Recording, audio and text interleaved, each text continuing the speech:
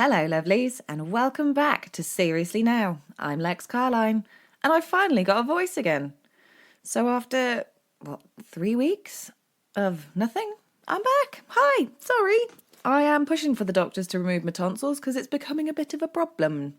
Well, not becoming, it is a problem and it's getting in the way of our fun, so they need to go. But anyway, did we all survive the summer holidays? I got extra lucky and my daughter ended up spending an extra week with my family in Devon, so she was away for 3 weeks. Obviously, I missed her loads, but it was quite a nice break for the two of us, given that it's only been the two of us for 5 years. Now we're not on our own and she's got another human to terrorise, which she's obsessed with, which is wonderful. But anyway, shall we get down to it? So this week, we are finally off to America for some haunted hotels. And it's a bit of a palate cleanser after our last case of Catherine Knight, although I'm really sorry that was a little while ago now. Our first hotel is in Eureka Springs, Arkansas. Some of you may have heard of this one, and it's the Crescent Hotel. So, this building was originally built. Okay, try that again. So this hotel was originally built in 1886 as a luxury retreat for rich travellers. Some things haven't changed, have they? Money talks. Ugh. Anyway, so Native American legends spoke of a great healing spring in the mountains of what would become Arkansas. And early visitors to the area believed the spring to be the basin, and the alleged magical waters would actually draw in the afflicted in droves. I mean, even today, some magical healing waters would still draw us in, wouldn't it? Never mind back then, before allopathic medicine had come so bloody far. Let's not forget the homeopathic first. Yes, I'm a bit of a hippie weirdo at heart. Now, the numbers that it drew in were so great that Eureka Springs went from being an isolated wilderness to a flourishing city in just a matter of months.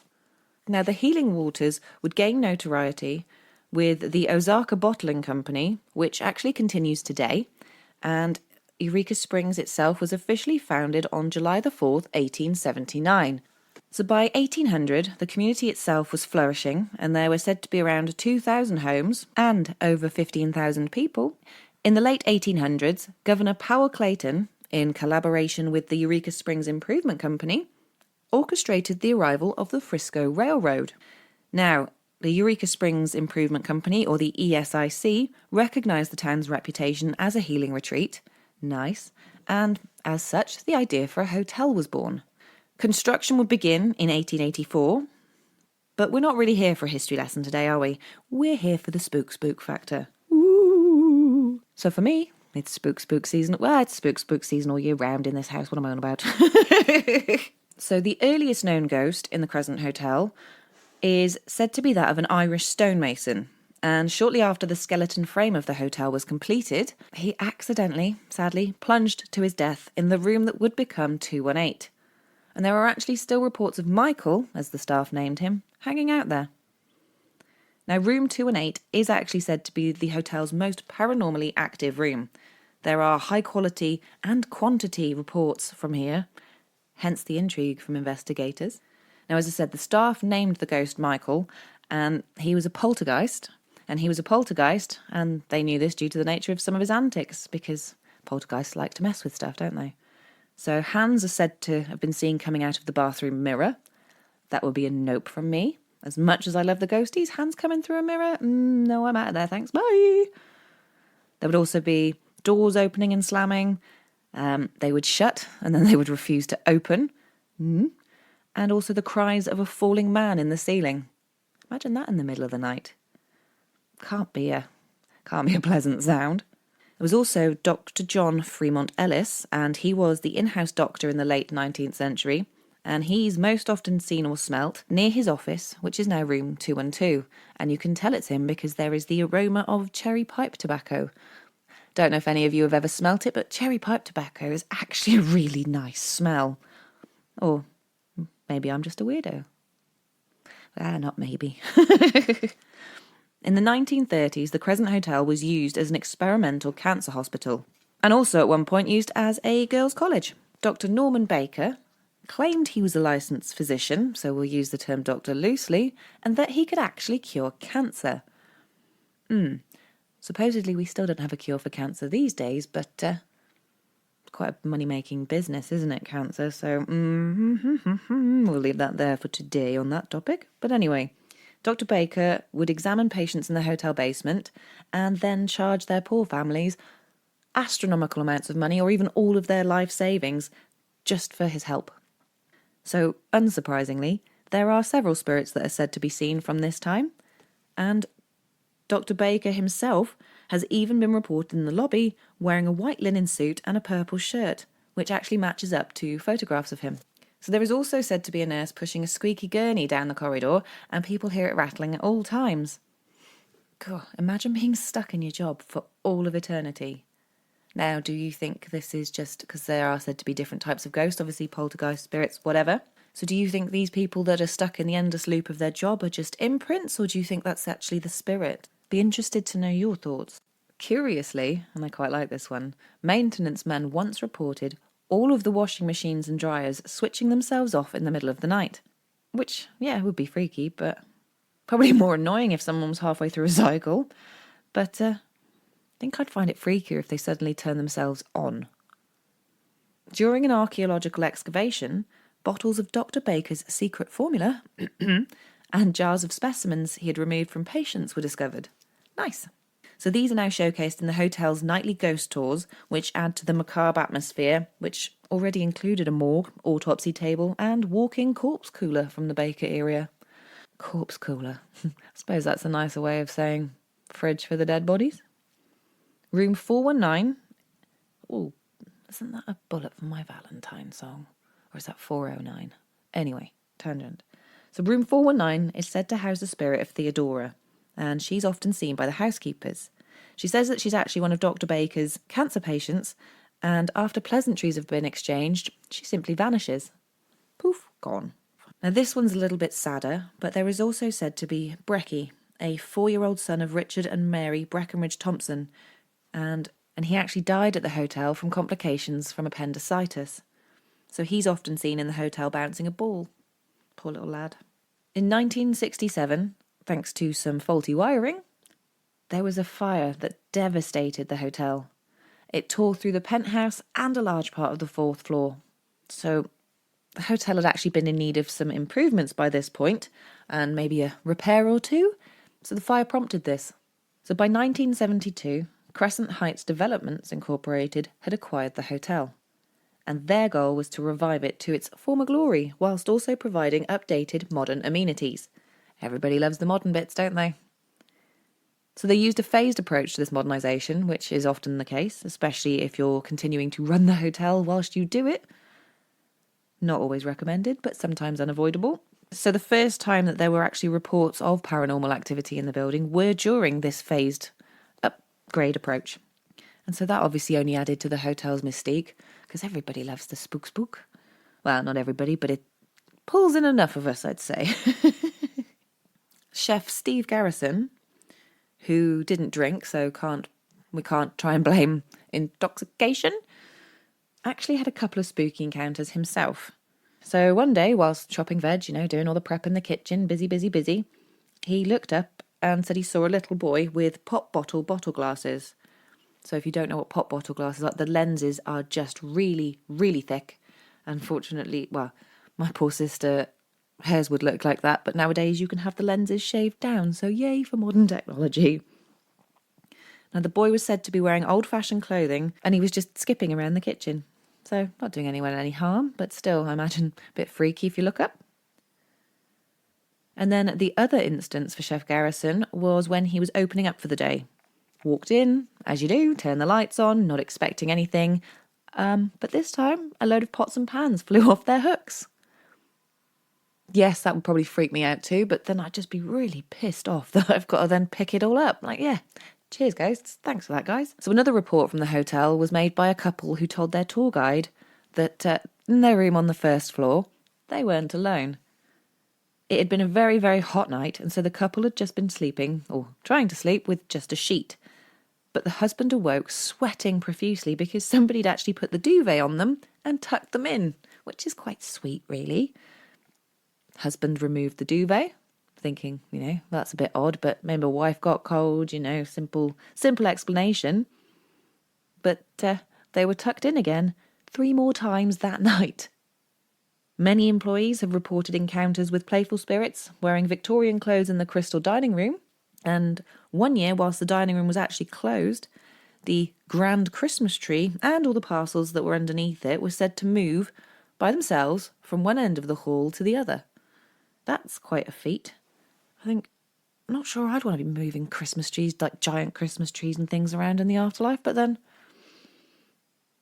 we don't know how it works really until we're there, do we? So maybe they're stuck at the hotel, can't leave the grounds, and so, bored ghosts. Staff have also reported instances where all the menus have been thrown around the dining room, but nothing else weirdly had been touched. Maybe they just didn't like what was being served that day. There was an occasion where a waitress, who was actually looking in a mirror between the dining room and the kitchen, saw a couple, again in Victorian dress. She said that it looked like they were at a wedding and that the groom made direct eye contact with her before they just vanished.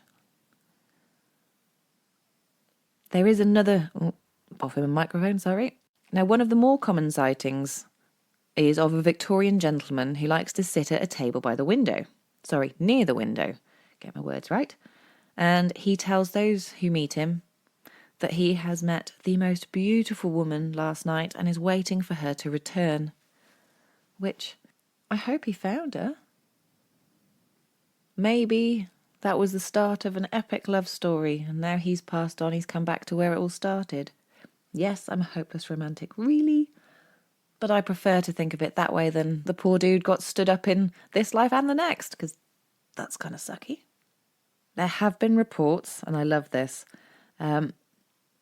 Again, the ghosts are in Victorian dress, so, bit of a theme going on, but they've been seen dancing at all hours in the ballroom, even when the room is closed off and dark. Can't stop a good party. So another recurring phenomenon, I'm having words issues today, but yes, anyway, that is on the 3rd floor. And this is an area where an annex was built during the hotel's time as a hospital, and it connects to the main building. It's claimed that the area is a portal to the other side. I seem to have had a lot of portals recently. Anyway, many guests that have visited this area report feeling faint. A few have even passed out briefly, that's quite extreme. They suddenly turn pale, fall against the wall, and then just slide down it.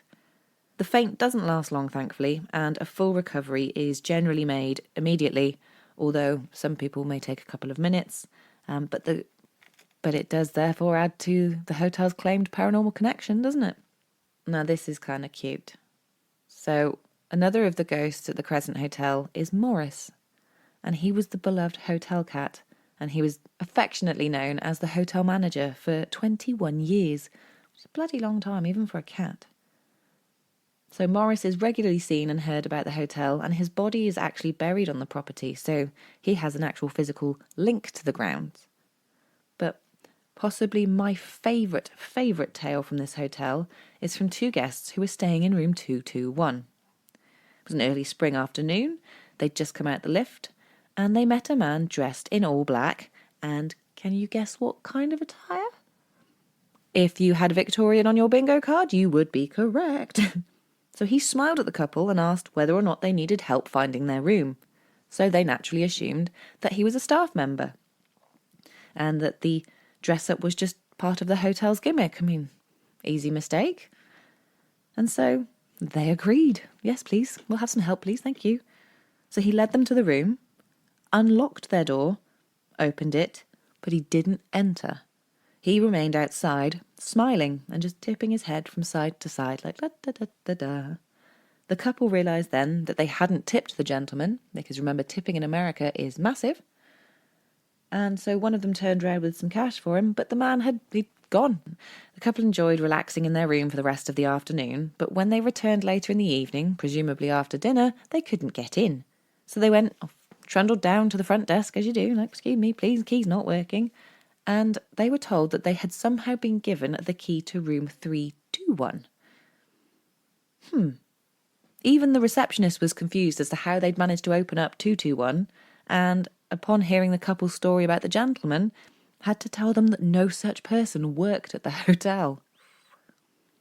You'd be a bit, taken aback at the least, wouldn't you? Now, the Crescent Hotel has gained the reputation of being America's most haunted hotel, and over 17 international and national programs have been made on the property. There are still loads of paranormal investigators who study throughout the year, and then they travel to the hotel in January to report on their findings. That's kind of cool. And many investigators believe that limestone actually has a special ability to absorb and release electromagnetic and psychic energies. Well, funnily enough, the hill where the Crescent Hotel sits is predominantly limestone. Shocker! Even the 18-inch thick stones used for the body of the hotel were made from limestone. Well, I don't think I knew that about limestone, did you? And that's the spook of the Crescent Hotel. That one's definitely on my list already. The bucket list is just going to get so long. Are we ready for hotel number 2? Okay. So we're heading over to Estes Park in Colorado and the Stanley Hotel. Now, some of you may have heard of this one, possibly more than the Crescent, because this was the inspiration for Stephen King's The Shining. But we'll come back to that later. So the hotel's original owner was Freeland Oscar Stanley, and he was the co-founder of the Stanley Motor Carriage Company. Stanley arrived in the Estes Valley in 1903 when he was weak from illness. Consumption was big around then, or tuberculosis as we call it.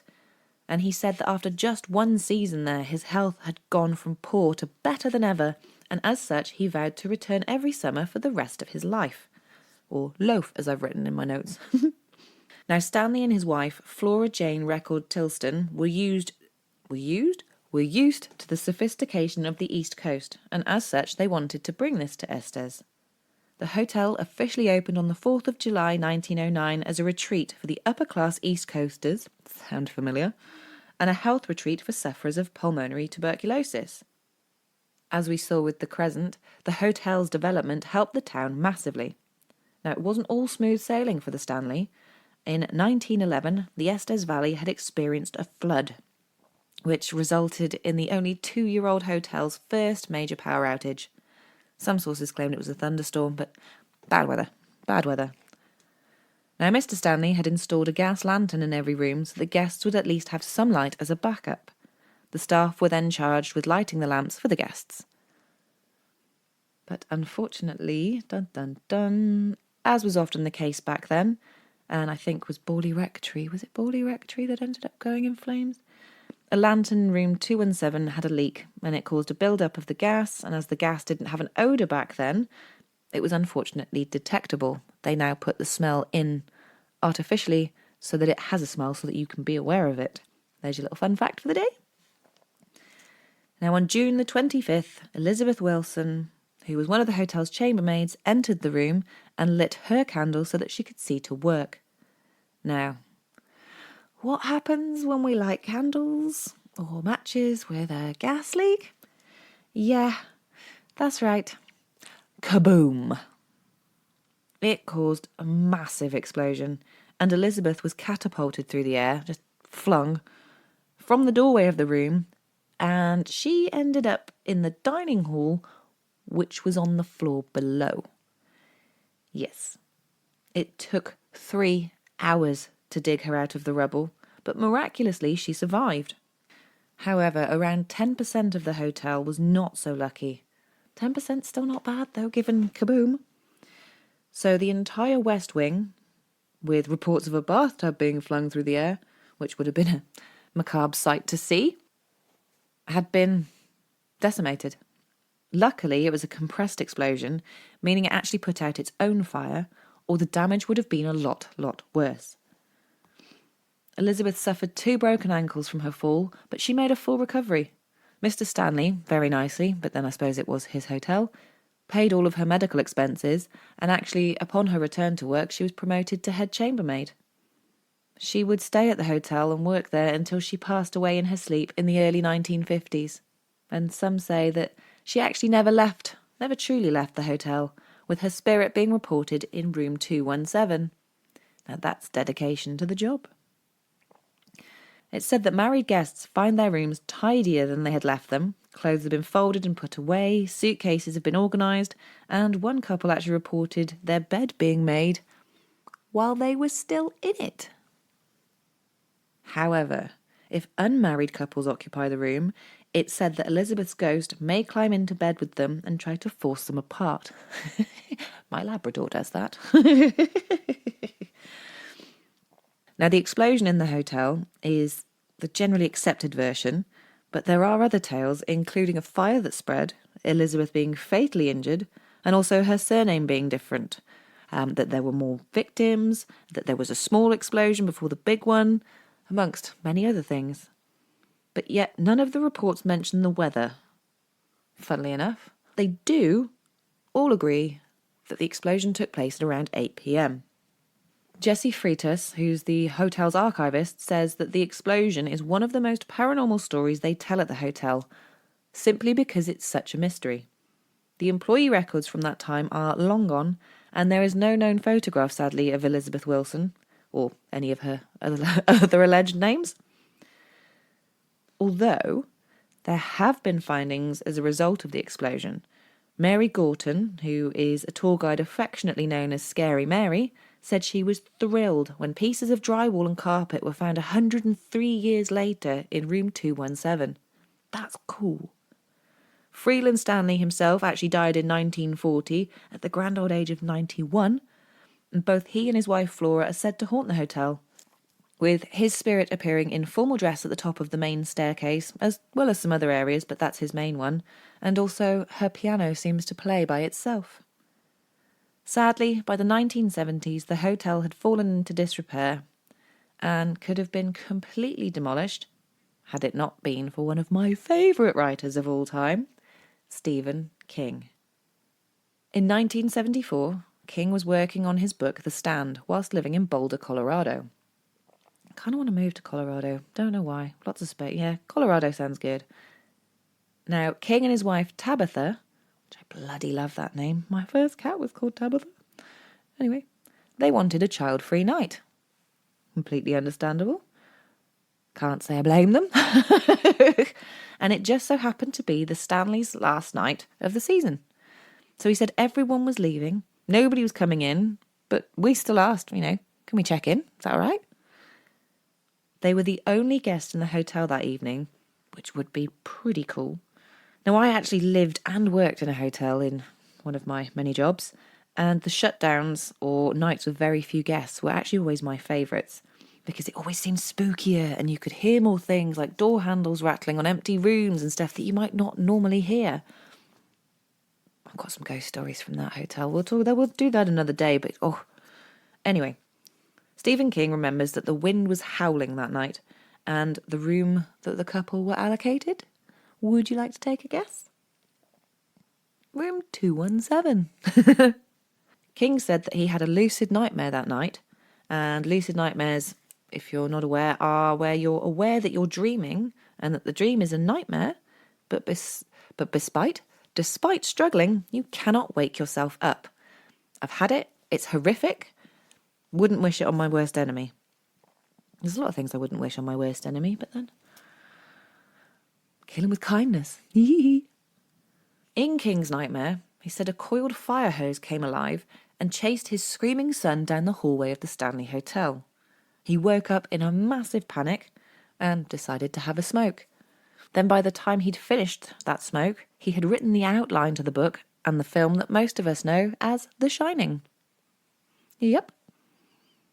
The twins from the story are actually said to be based on ghost children who play in room 418. Now, in typical ghost fashion, they like to make the lights flicker, make hangers move seemingly by themselves, the clatter, clatter, clatter noise. And even bed covers have been ripped off in the middle of the night. No thanks. Leave my bed covers alone. Don't tickle my feet. Flicker my lights, make my hangers move, but leave me alone. There was a 4-year-old girl who had stayed in the room, and she actually said she had her feet tickled by a little boy, but when she asked him to stop, he went away. Aw. So these may be the same children that have been reported running around and laughing on the 4th floor, but there's no one ever visible. Tour supervisor Rachel Thomas also reported being made to feel suddenly ill on the 4th floor. What is it with 4th floors? Staying on the 4th floor now, and the hotel's creepiest room is said to be 401, with a very unfriendly male ghost. Women have claimed to be inappropriately touched by an unknown presence in the closet, and one man reported watching his wedding ring move from the bathroom counter and fall down the sink. Lovely.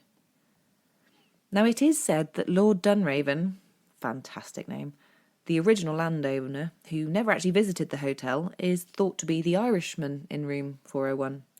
He did like the ladies, and he wasn't a fan of men. And it's said that as well as touching the ladies, he would make the men feel unwelcome. He hides their valuables, usually when they're out. Now, I wonder if the ring actually happened. The ring incident in the bathroom actually happened. Or if the guy accidentally knocked it down the drain himself and then used the hotel's haunted history as a cover-up. Because I know I would. Room 407, which has to be said is a more pleasant experience than 401, have had reports, multiple guests have reported, being microphone, I'm doing so well today with this. But yes, being tucked into bed by an invisible force, and some report actually feeling someone or something sitting on the bed. But as you'd expect, when the lights are turned on, there's just the indents of where someone or something had been. Room 413, it's presumed that a guest actually passed away in the room and never left. They're dressed in old-fashioned clothes and apparently like to sit in the corner of the room.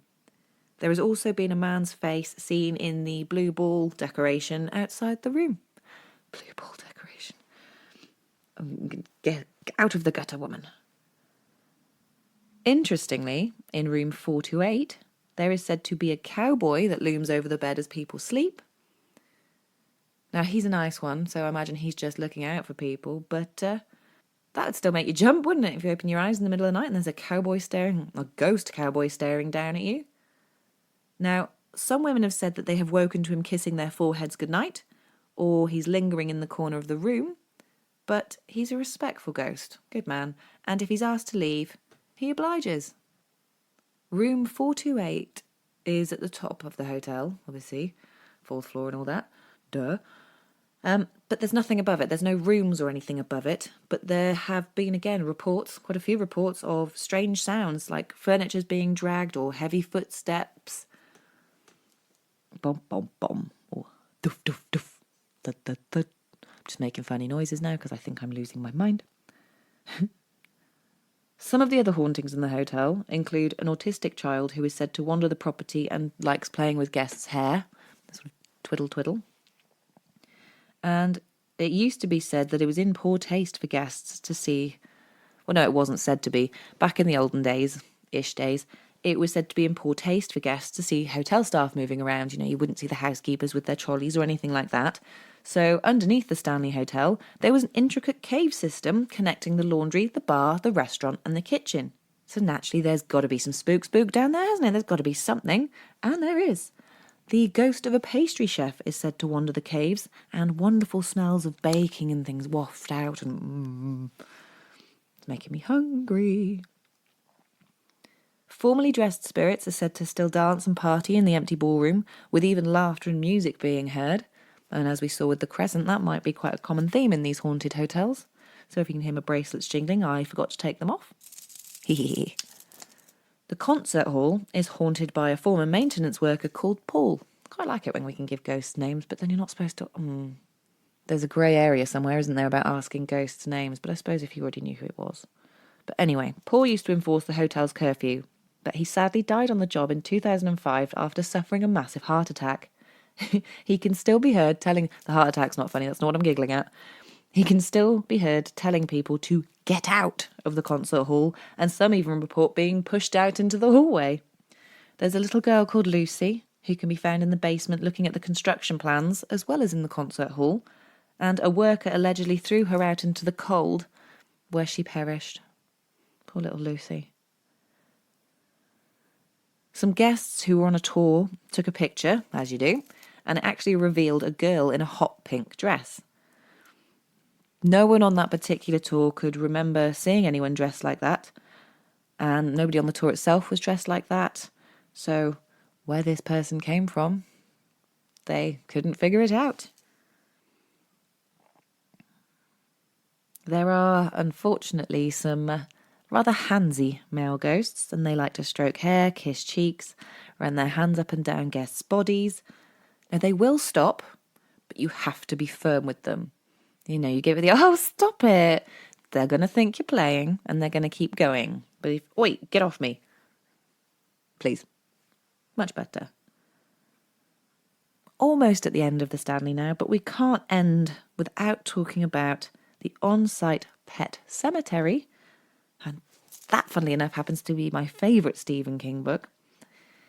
But in this particular pet cemetery is where Cassie, a friendly golden retriever, is buried. She's still said to deliver newspapers to rooms, and she scratches at the doors to be let in. Oh, I'd let her in, would you? And so that, short and sweet as well, is the Stanley Hotel. It's also going on my, as I said earlier, ever-growing list of places to visit. I'm going to have to go to America for like months and just go and visit all these places. But what about you? You guys fancy taking a trip to the Crescent or the Stanley Hotel? Safety in numbers? Maybe we could all go. Why not? Trip. So if you made it to the end, thank you very much. I will definitely be back next week. I promise. Come hell, high water, tonsillitis or not, whatever. I will be here next week, and we are going to talk about a cult. The Source family cult. Whoop-a-doop-a-doopa. So, please, if you could like and share this episode or the podcast in general, I would be eternally grateful. We want to grow our we want to grow our Seriously Now family as big as we can, because I love you guys and I wouldn't be here without you. As always, you can find me on the socials at Seriously Now Pod. Our email address and PayPal are seriouslynowpod@gmail.com. I don't think we've got any more business to attend to today. I don't think there's anything desperately that I need to tell you guys, other than I'm so sorry that I've been so rubbish. I will be back next week.